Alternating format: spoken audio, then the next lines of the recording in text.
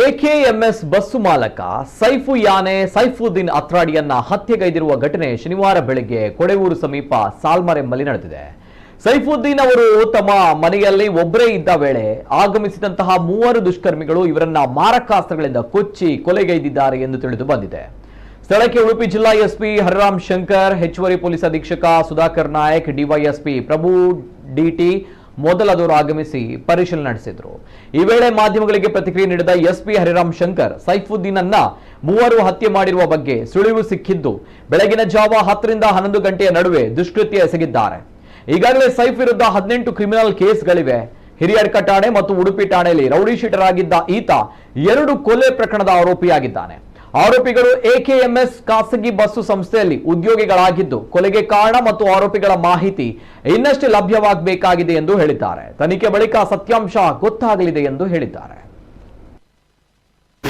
ಬೆಳಗ್ಗೆ 10 ಮತ್ತು 11 ಗಂಟೆ ಮಧ್ಯದಲ್ಲಿ ಎಕೆಎಂಎಸ್ ಬಸ್ಸಿನ ಮಾಲಕರಾಗಿರುವಂಥ ಸೈಫುದ್ದೀನ್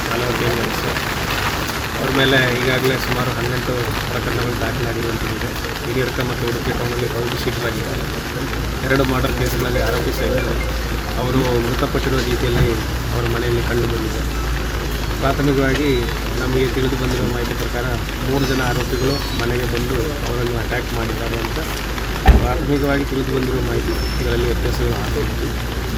ಬಟ್ ಅಟ್ಯಾಕ್ ಮಾಡಿರುವಂಥವರು ಸಹ ಇವರದೇ ಸಂಸ್ಥೆಯಲ್ಲಿ ಕೆಲಸ ಮಾಡುವಂಥ ವ್ಯಕ್ತಿಗಳಂತ ನಮಗೆ ತಿಳಿದು ಬಂದಿದೆ. ಯಾವ ಕಾರಣಕ್ಕೆ ಮತ್ತು ಯಾರು ಭಾಗವಹಿಸಿದ್ದಾರೆ ಮತ್ತು ಅವರ ಪಾಡಿಗೆ ಮಾಡಿದ್ದಾರೆ ಅಥವಾ ಅವರ ಹಿನ್ನೆಲೆಯಲ್ಲಿ ಅವರ ಹಿಂದುಗಡೆ ಯಾರಾವುದು ಅವರಿಗೆ ರೊಟೇಷನ್ ರೀತಿಯಲ್ಲಿ ಅಥವಾ ಯಾವುದಾದ್ರೂ ರೀತಿಯಲ್ಲಿ ಅವರಿಂದ ಕೆಲಸ ಮಾಡಿಸಿದ್ದಾರೆ, ಇವೆಲ್ಲ ನಾವು ಆರೋಪಿಗಳನ್ನು ವಶಕ್ಕೆ ತಗೊಂಡಾದ ಮೇಲೆ ತನಿಖೆಯಲ್ಲಿ ಮುಂದೆ ಯಾವ ರೀತಿ ಅವರಿಗೆ ಚಾಕು ಮತ್ತು ತಲವಾರಿಂದ ಅಟ್ಯಾಕ್ ಮಾಡಿರೋ ರೀತಿಯಲ್ಲಿ ಕಂಡು ಬರ್ತಾಯಿದೆ. ಸುಮಾರು ಕಡೆ ಬ್ಲೀಡಿಂಗ್ ಇದೆ.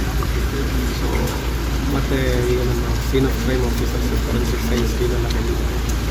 ಮತ್ತು ಫರ್ದರ್ ಯಾವ ರೀತಿಯಲ್ಲಿ ಆಗಿದೆ ಅಂತಂದು ಈ ಮನೆಯಲ್ಲಿ ಸದ್ಯಕ್ಕೆ ಅವರೊಬ್ಬರೇ ಇರೋದು. ಜನರಲ್ಲಿ ಈ ಮನೆಯನ್ನು 5-10 ದಿನ ನಂತರ ಶಿಫ್ಟ್ ಮಾಡೋ ಪ್ಲ್ಯಾನಲ್ಲಿ ಇತ್ತು ಅಂತ ನಮಗೆ ಪ್ರಾಥಮಿಕವಾಗಿ ತಿಳಿದು ಬಂದಿದೆ. ವಾಸದ ಮನೆ ಮಣಿಪಾಲ್ ಸೈಡಲ್ಲಿ